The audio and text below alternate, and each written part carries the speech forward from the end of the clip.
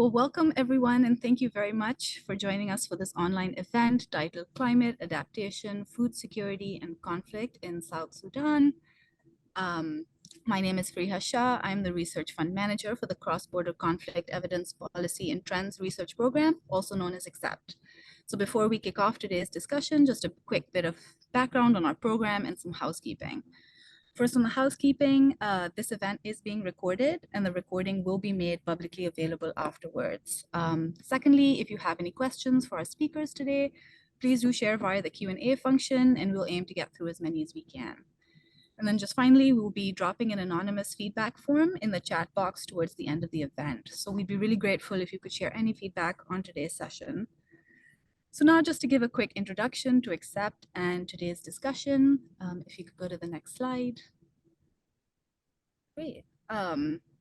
So we are one of the UK government's flagship conflict research programs funded by UK International Development through the FCDO Research and Evidence Directorate. As the name suggests, our focus is on conflict-afflicted borderlands and how conflicts connect across borders and what that means for responding to conflict. So as you can see, we cover a very broad geography all the way from the Sahel, across Africa to the Middle East, and across to Afghanistan and Southeast Asia. On the left, you'll see some of our core partners who are doing long-term research.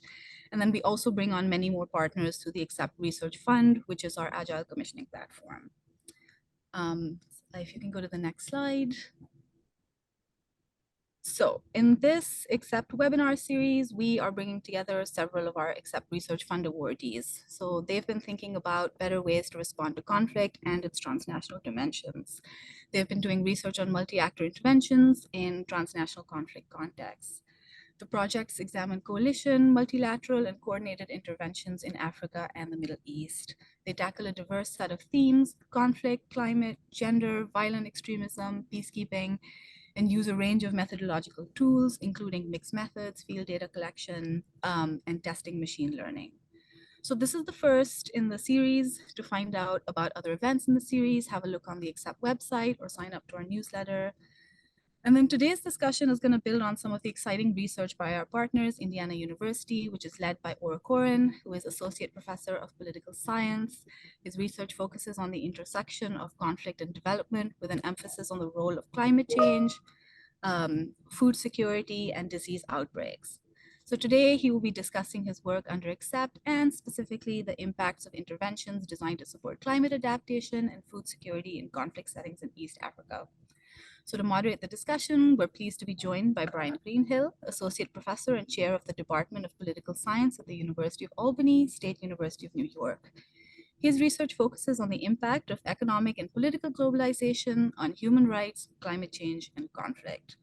So just to kickstart our discussion, I will hand over to Brian, who will introduce today's topic and our key speaker, Ore. Brian, over to you.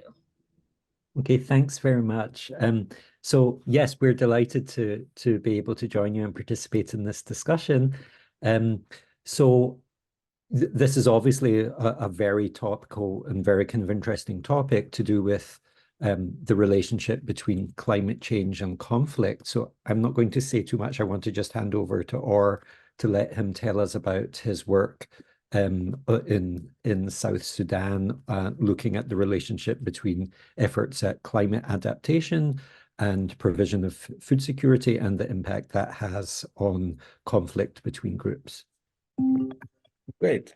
Thanks, Brian, for taking the time to be here, and thank you for all the people at XCEPT for organizing this. Really appreciate the opportunity to talk a bit about this project. Can we go to the next slide? All right, so this is a work in progress still. I'm going to talk about some of the results I already have, but I'm still kind of working on it. There's still some more data generation, more interviews. So as I said, right, I think that's the best kind of type of research, right? It's always research in progress. And so as Brian was saying, right, I'm going to talk about kind of intervention that designed to improve climate adaptation, and we'll talk more about what adaptation means later. And food security and how they relate. So how those kind of interventions might affect indirectly, right, conflict in focusing in South Sudan, but also kind of border areas. So in nearby countries. Next slide, please. Thank you. So the motivating question of this, and it came out with when I was talking to a colleague and collaborator in UNMISS in South Sudan, is how should those interventions, right, designed to support climate adaptation, promote food security, how can we better tailor them for kind of local conditions and conflict settings, right? It's a very broad question. There are different ways to kind of address it. But one of the ways to think about it is to think about, can we think of interventions that could also have impact, positive impacts with respect to conflict?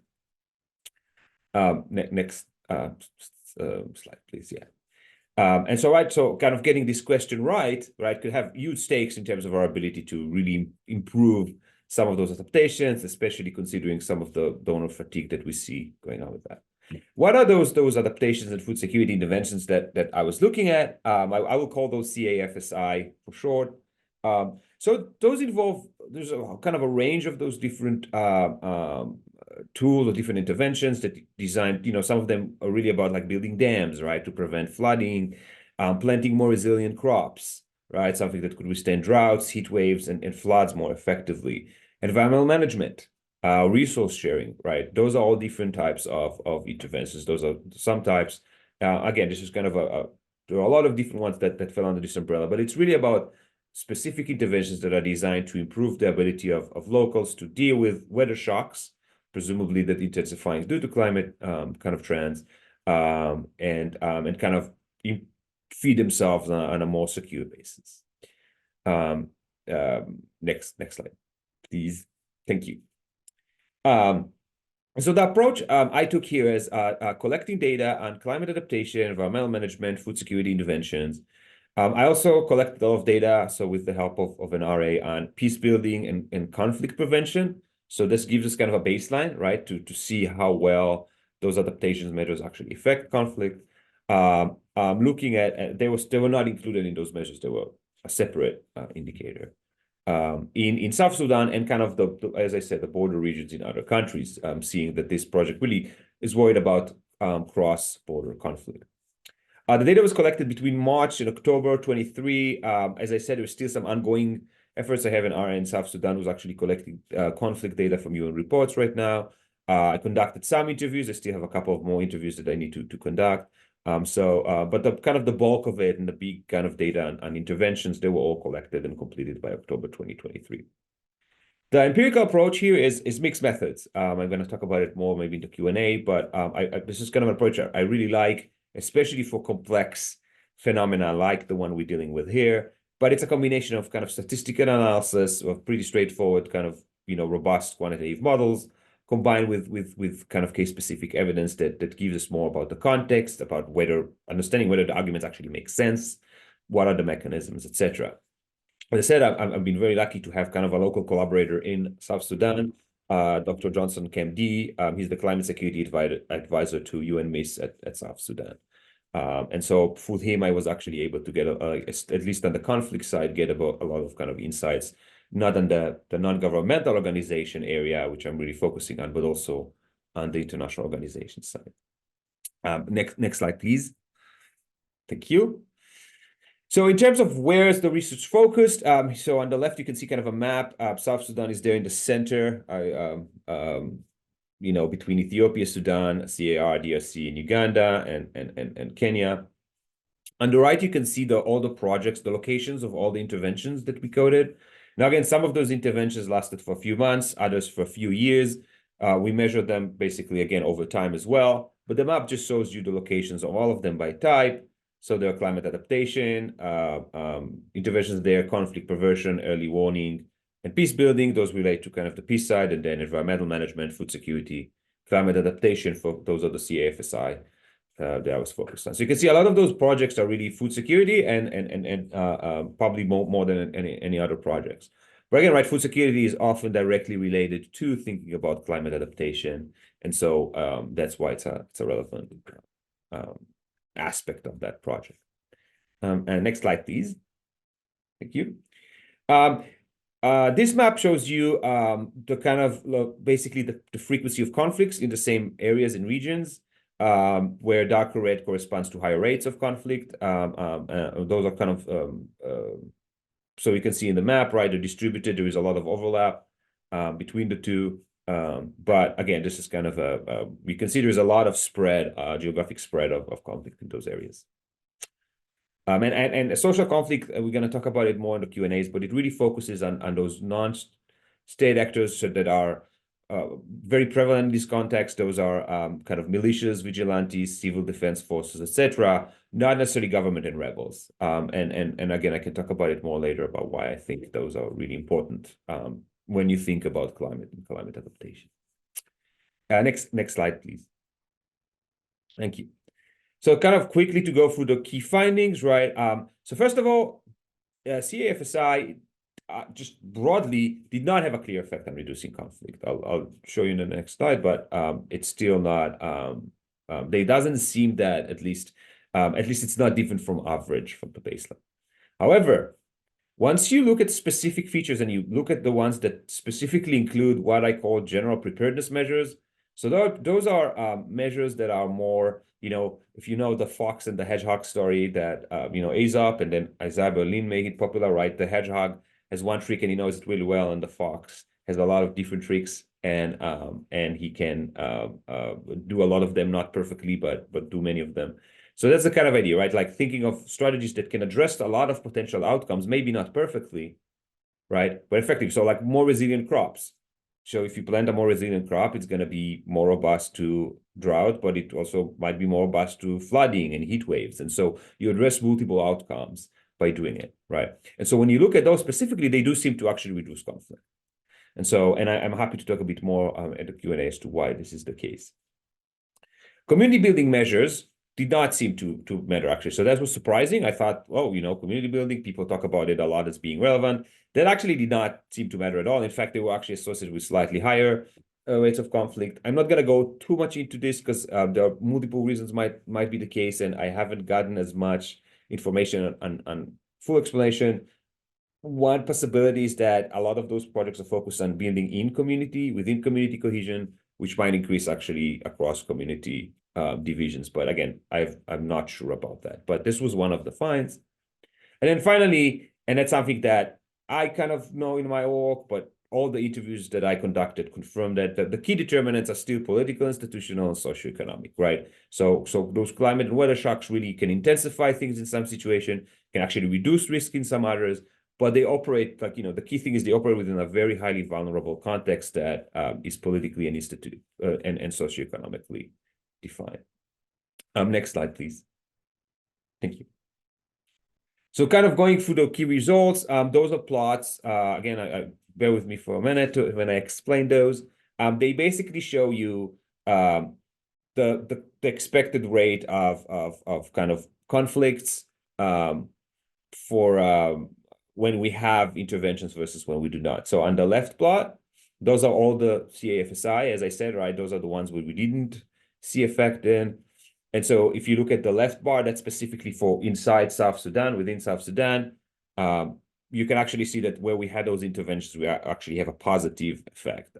So it suggests that they're actually associated with more war. And as you move to the right bar on the same left plot, you can see that in the border regions, it goes down. So it's not pushing conflict, but it's still pretty close to the kind of baseline. But then when you move to the right plot that looks at those general preparedness CAFSI, then now we see a kind of a different picture, right? We see a negative effect in both sides. There's more uncertainty around those, right? A fewer of those interventions. So that's one of the reasons why we have more uncertainty around them. You can see those wider bars, right? But they do seem to be on average associated with a negative effect. And that's something that the interviews have also kind of suggested that is the case. And so those are kind of the key results, and that's what I'm basing a lot of the talk on today. But again, right, bear in mind there is uncertainty here, right? And that's part of an ongoing research. Next slide, please. And so just kind of concluding with some of the implications for research and policy. Again, right, this is a very complex, climate change generally is complex. Think of the social implications of climate change is even more complex. And then think of how human reactions to that might affect a variety of different phenomena that makes things even more complicated.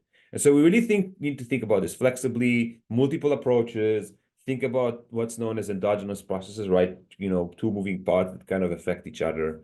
And that's something that I'm trying to do a lot in my work, and this project is still trying to do. But then I think, again, this is not, this finding is interesting. I think it is in line with both the interviews and other research. The idea that really emphasizing interventions with general resilience features can help in actually both addressing climate change impacts, but also reducing conflict. And by reducing conflict, right, you make it more likely that adaptation will succeed longer term because there are less disruptions to local livelihoods, to interventions, to those adaptation measures. And so I do think that this is a really kind of interesting part of the puzzle when thinking of those intervention designs. Kind of expanding the of the range of outcomes that are under consideration is, I think, important. So thank you. With that, I think we can go to the next slide and just have a discussion.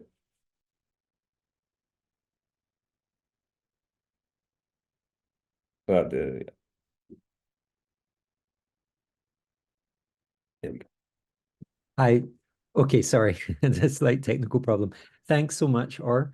That was really interesting. So what I thought might be a good place for us to start, especially for those in our audience who are not so familiar with the debates that have been going on about the relationship between climate change and conflict, was maybe if you could just set the stage for us a little bit by telling us about kind of where the political science literature currently stands on the relationship between climate change and conflict. And what I thought also might be useful, just to kind of clarify things for people at the beginning, is if you could just tell the audience what you mean by climate change adaptation and how that's different from mitigation strategies.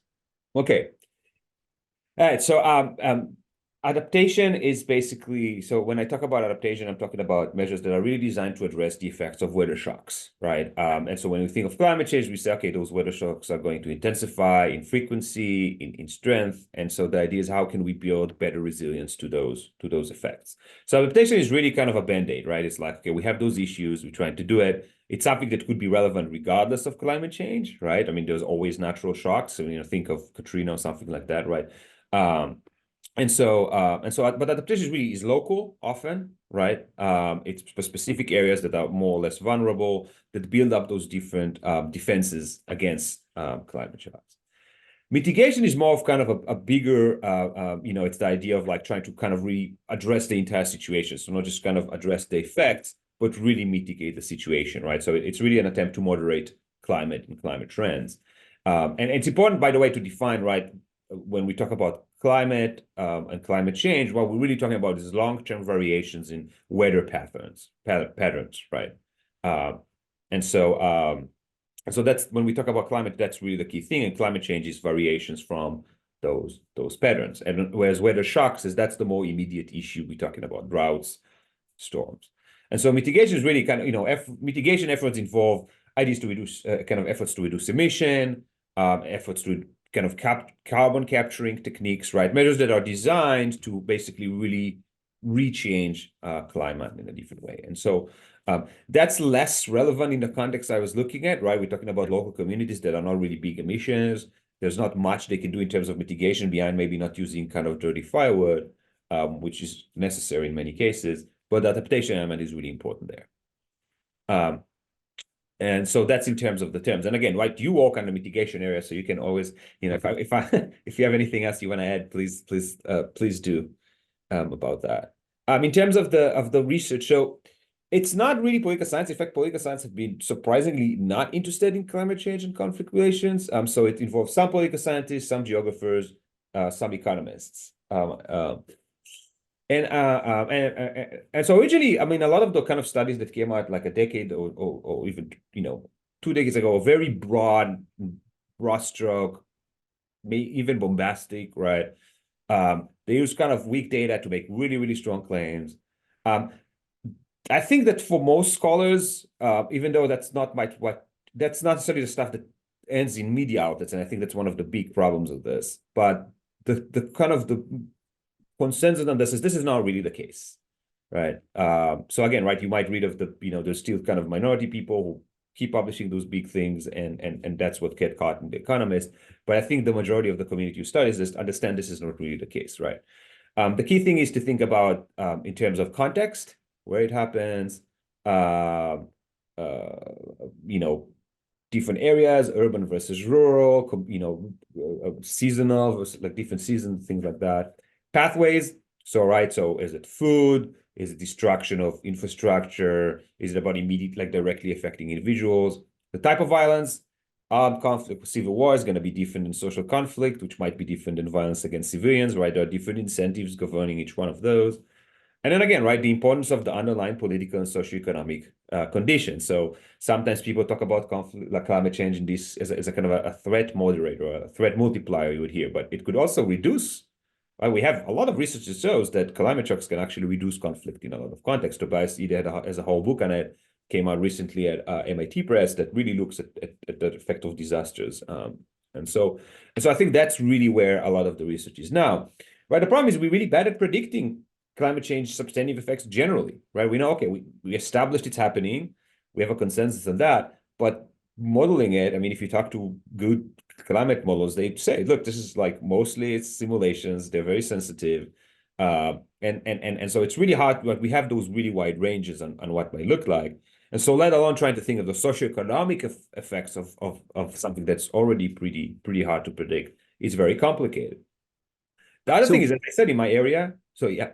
Oh, sorry. I was just going to say one thing that was kind of interesting was what you just mentioned there, because I think to many people, the idea of climate change kind of fueling conflicts seems, somewhat intuitive, especially if we think about like resource scarcity that comes about as a result of climate change and weather shocks and so on. But you just mentioned there's some research suggesting that climate change might actually ameliorate certain conflicts. Can you just tell us what the kind of underlying argument is there?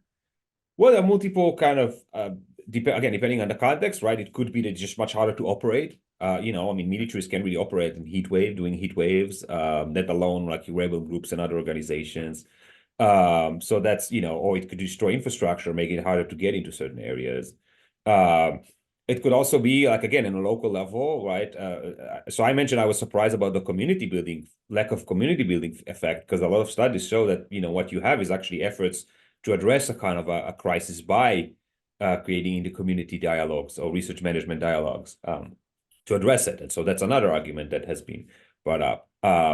Governance interventions, the ability of, I have a paper with Anup Sarbahi that looks at kind of the effect of democracy and kind of climate-induced violence against scheduled castes and tribes in India. And one of the things is, well, when you have a lot of political competition, those marginalized groups actually have a lot of human capital in terms of the ability to vote. And so people want to kind of reduce any risk against them and try to mobilize them. So there are a lot of, again, right, there's a lot of moving socioeconomic political parts that I think get neglected. A lot of times the climate research takes this deterministic approach, right? Mm-hmm. Oh, it's from the saddest part is it tends to come from those kind of most fancy of, academic institutions making those claims about developing countries and, okay, they're screwed, right? This is it, sorry. And it ignores what people can do, what people are doing for better or worse. The incentives of people, right? You reduce them to basically kind of Skinner-based entities. And it ignores thinking a bit some of the dynamics of like demands, the fact that there are a lot of other reasons that might operate, that might affect the way people work. And so I think that's the key thing. And then beyond that, as I said, right, there's a problem of how climate change is conceptualized. So there's always this assumption, a lot of the papers would, let's say you test the effect of drought on war, and then at the end you would say, if climate trends hold true, well, we have no idea what those climate trends look like. A case in point is South Sudan. Up until 2016 or so, the biggest concerns were heat waves and droughts. That's what people were worried about, right? And then suddenly, really since 2016 or so, flooding became a huge issue. We got rainfall. We got, there's kind of, people don't really know why, but there's an argument that the levels of water levels are going up because of some tectonic movements. So you have kind of just a perfect storm of just flooding going on. Again, this is something that people didn't really predict, right? And so I think that's part of the issue with the way that we're thinking about this, right? And so you really think I think the key thing is focus more on like thinking locally, indirect effects, an agency, as I said, of what people are doing in terms of resilience rather than trying to predict and guess. And I think if you do that, and the other thing is the data that was used in a lot of those studies. So a very big, I mean, country year level data to do climate change is really problematic, right? Those are local effects, they cross borders. And so I think that's where a lot of but the resource scarcity theory just doesn't really hold as much on the ground as I think the social narrative behind it suggests. So, I mean, obviously that, you're trying to look at two very kind of complex relationships. We're talking the whole concept of climate change and how we kind of operationalize that and thinking about its relationship to conflict is very difficult. Thinking about conflict itself, obviously, as probably everyone on this call is well aware, is a very kind of difficult concept to try to operationalize in many practical contexts. Can you tell us a little bit about, for the purposes of your study, so your dependent variable was social conflict. Can you tell us what exactly you mean by social conflict? And then we'll get talking about how the climate adaptation and food security measures kind of feed into that. Okay. Yeah. And so basically, the way that conflict type was defined is based on the actors, right? That I was looking at, as I said earlier. Like the kind of the full project, I looked at two types of conflicts, right? Civil war. So that really involves kind of traditional conflict actors, government, forces, police and military, and rebels, right? But especially now, I mean, it's still ongoing in all of the region. But again, in South Sudan specifically, those are less relevant actors, right? And especially when you start thinking about cross-border, those are less relevant actors than those the kind of the second type, which is social actor groups. So as I said, those are civil defense forces, local communities, tribal militias, right? So when you think about cattle theft and violence over cattle, that relates to tradition rather than resource scarcity in many cases. Vigilante groups, right? Central Nigeria has a lot of those vigilantes that people trust even more than the police because they're like by the local community. Right? Those are non-aligned. Sometimes they're even pro-government, but often they're really not aligned. And those tend to be much more prevalent in all of those contexts, especially now, as I said. I mean, the civil war has been everything we look at within South Sudan has been defined by the civil war. I mean, all this vulnerability has been hugely defined, displacement, the disruption of livelihoods, the movement into camps, that has all been affected by the civil war, right? But the kind of actors that really are engaged in those, very prevalent of those social conflict actors, they thrive in the context of weakened or kind of non-existent government authority, which is, again, the case in a lot part of the regions I was looking at. And I think arguably, right, those are also the ones that are more, because they're so dependent on local resources, local production, demand. This is kind of based on my other research as well, but those are groups that tend to be more susceptible to climate pressures. We have a paper that came out at Regional Environmental Change that looks at the Sahel broadly, and it does so. Look, this is where you see these demands. It's those non-state actors. Those are the ones that are really driven by, again, thinking of food security as this pathway. And they're really driven by demand for food. So not necessarily by scarcity, but really by the demand for those resources. And so I think those are the more relevant actors. As I said, a broad project looks at both of them. But in terms of the results, right, they tend to be much more, definitely with respect to the effect of kind of general climate resilience, they tend to be much stronger for the social conflict actors.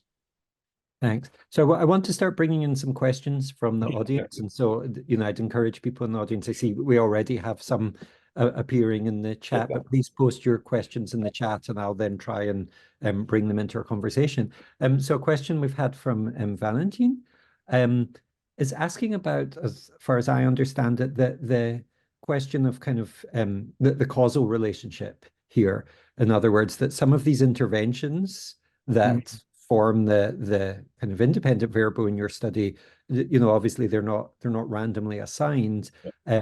They could have been implemented, as Valentine says, in regions that are more prone to conflict or are expected to see increased competition over scarce resources.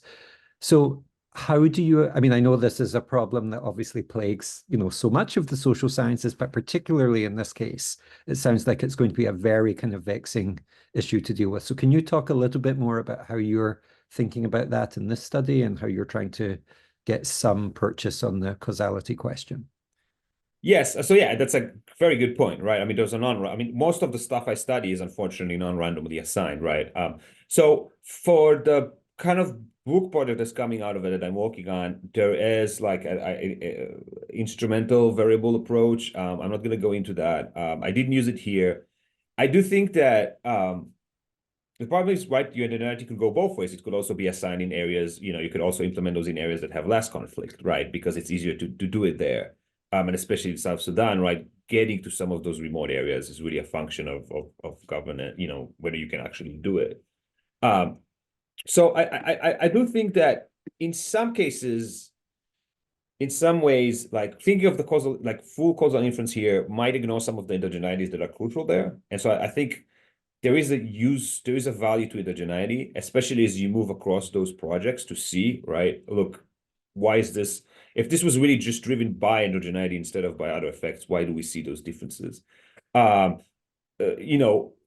The other thing is like practicality, right? IV in instrumental variables, frowned upon nowadays, right? You could try to do a survey, but those are really, really, I mean, I've been running some stuff like those. Those are really hard to implement in conflict areas as well. And that's the reason why I picked my solution to this was to do this mixed methods approach, right? And so to try to say, look, I'm not going to try and tell you, right? There's a lot of uncertainty. You could see there's a lot of uncertainty around these effects. What I'm going to try to say is kind of bound this. How much uncertainty do we have and where it kind of falls? And that's, I think, where coming from multiple angles help. And so the quantitative thing gives us one perspective. We know it might be suspect, as Vandin was saying. But the interviews have been really useful in that regard. Because again, I conducted those interviews before I ran the models. And I talked to people, and a lot of, what I got from people was generally in line with what I saw with those findings. Not necessarily in terms of intensification conflict, but in terms of the importance of general resilience. The fact that that a lot of those disruptions, again, are social political. The fact that some of the crossover elements across the border are driven by those different social actors. And so, again, I think that this is the way I was trying to overcome some of those issues. I'm still working on the cause and inference piece, as I said, for the kind of the book project with this instrumental variable. Those are the kind of way to do it. By the way, I already ran some of those instrumental variable models, and the results remain the same. So I would say that as well. I didn't present them here because there's still some work to be done. But preliminarily, using the instrumental variable did not change the result in kind of a meaningful way. So if we do, if we suppose then that that this is a kind of true causal effect, and that your results are suggesting that at least under certain circumstances, climate adaptation interventions can actually increase social conflict. What do you think is the kind of mechanism underlying that? Because it certainly seems a kind of counterintuitive finding. Yeah. I think it goes back to what I was saying about the fox versus the foxes versus the hedgehogs, right?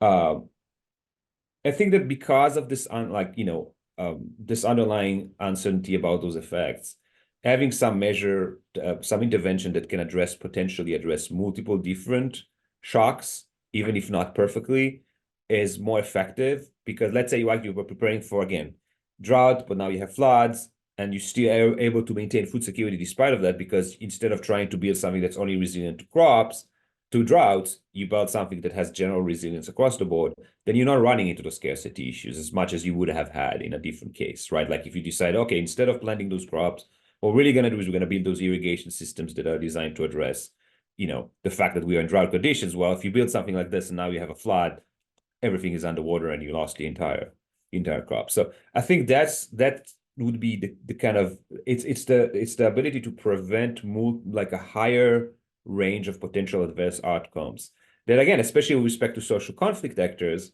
who tend to be more driven, more kind of dependent on those resources, right? Could reduce some of the incentives to engage in violence, some of the incentives to like, or some of the kind of opportunity maybe to even clash.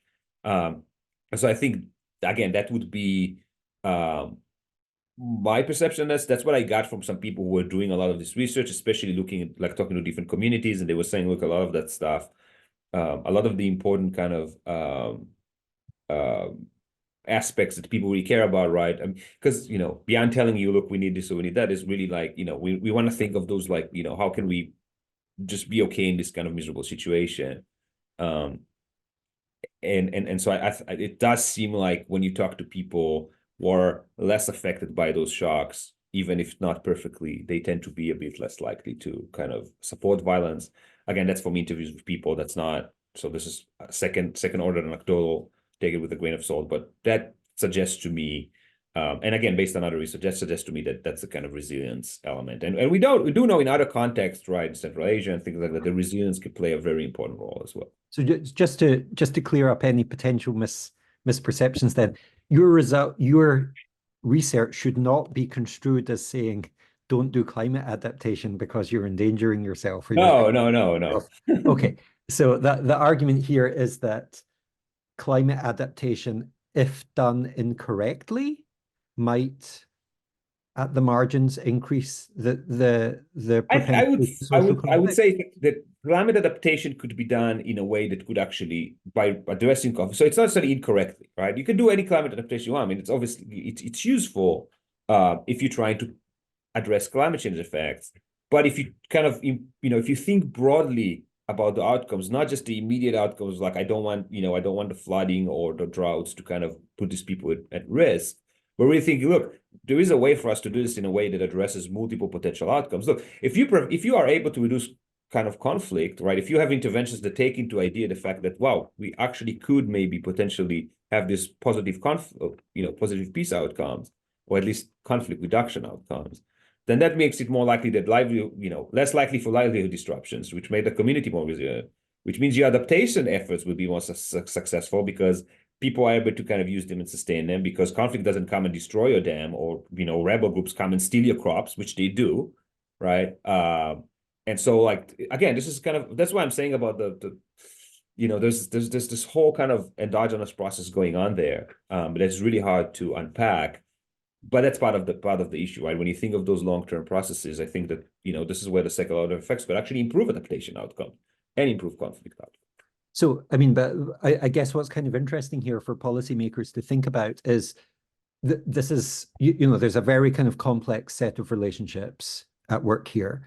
And so efforts or interventions that are aimed at climate adaptation could potentially, if not kind of engineered correctly, it could have these kind of adverse second order effects in terms of possibly aggravating certain conflicts. Yeah, it could happen, right? Yes, like, I guess that would be the, I feel a bit, as I said, I prefer to focus on, I think that you can reduce it. But yeah, I mean, it is possible, right, that some adaptation, right, could increase, right? Like, so again, you prepared for drought, you got flood, now you have increased pressures that could induce higher rates of potentially higher rates of conflict. I mean, I understand, of course, that this is a work in progress, and it's obviously a really exciting and really kind of important topic to be working on. What would you say, perhaps to someone from a development agency who's saying, we want to do more to help communities adapt to the tremendous pressures that they're going to be facing as a result of climate change, but at the same time, and maybe based especially on these initial results, we're worried about some of these kind of unexpected consequences. So, what can we do in order to kind of ensure that we're doing no harm? Because, on the face of it, supporting these adaptation initiatives sounds like a fairly kind of harmless thing to do. So what would you advise so that they can make sure that they are kind of delivering these interventions in a way that ensures that it's not going to exacerbate further conflict? I mean, I think one of the key things is to think about a range of potential outcomes, right? I mean, I was talking to a researcher from Mercy Corps, and he's like, yeah, I mean, but a privileged kind of position to actually just be able to do research and give them recommendations. And I've been trying to convince people about those secondary effects. They don't, it doesn't really trickle up the way I would like to. I think that's an important thing, right? Because of the complexity of the situation, it's kind of the categorical imperative, or like you want to think try to think of a broader range of what your actions could do, right? And I know it's hard, right? I mean, it's hard as it is to get in there. It's hard to kind of like a lot of the pressures, right? You have top-down pressures that really compete with what the people actually need at the local level as well. And I think that's another thing, is to be able to strike a good balance between kind of the bottom up needs and the top down pressures from donors and what you should implement. That's another thing that came out as really challenging in all the interviews I had. It seems to be really hard to do. And I think those are areas that if you could really address effectively, you could actually improve that. And again, that does take, I think, thinking a bit broadly about those implications, like, you are in a conflict setting. How are you doing this in a way that take the setting into account? Okay, thanks. We've only got about 2 minutes left, but there's a question in the chat from Poppy, focusing on your finding with respect to community building activities. So can you say more about your finding that appeared to be correlated with an increase in social conflict? And again, kind of, I guess in a kind of similar vein to the question I was asking you earlier about the relationship between climate adaptation and at least the kind of theoretical risk of an increase in social conflict, how can we make sure that community building efforts are not discouraged as a result of that? I mean, that's a very good question. So first, I would start by saying, like, again, I'm a bit uncomfortable saying that it's necessarily leads to. I mean, it's associated with, but as Valentin was saying, right, it's just not a random assignment, right? So we don't know if this is a causal effect. I think, I'm a bit uncomfortable talking about community building because, as I said, it just didn't get as much information in my interviews and just in terms of research. And we do know in other areas that it does tend to work. So, as I said, I think one of the issues might be that a lot of the community buildings, the way we measure them, they focus on kind of building community, like inside the same kind of community, the village. And a lot of times the problems are across community stress. So with respects to resources, resource management, right? I mentioned the issue of tribal militias and kind of the problem with cattle theft. So cattle, traditionally, the idea of cattle theft is, it's even not as much about resources, it's more about the kind of history and the fact that people used to raid, the way you would get dowries, right, for weddings. Well, that becomes pretty problematic with firearms, etc. And so maybe trying to focus more specifically on kind of subsetting community building aspects into different types across community, resource sharing measures and things like that could maybe address those issues a bit more. I wasn't able to do it in this project, but that might be one way of thinking a bit more about how can we make sure we have good community measures without discouraging it, right? Well, we're just about out of time, but I wanted just to take a minute to thank Ore and to thank XCEPT for hosting this. This is really fascinating research, as our discussion has revealed. This research raises a lot more questions than it provides answers, at least for now. But this is obviously an incredibly important and worthwhile area to be working on, and it's something that is going to have kind of very important consequences for literally billions of people all over the world. So thank you, Ore, for doing this, and thank you to XCEPT for supporting this research, and thanks to all the members of the audience too for joining this discussion and contributing questions. I would like to just say before we let you go, and you'll see in the chat, there's a feedback form that XCEPT has provided where they're asking you just to tell us more about your experience with attending this webinar today. So thank you, Ore, and thank you everyone for coming. Thanks, Brian. Thanks for taking the time to do it as well. And thanks again for everybody for being here.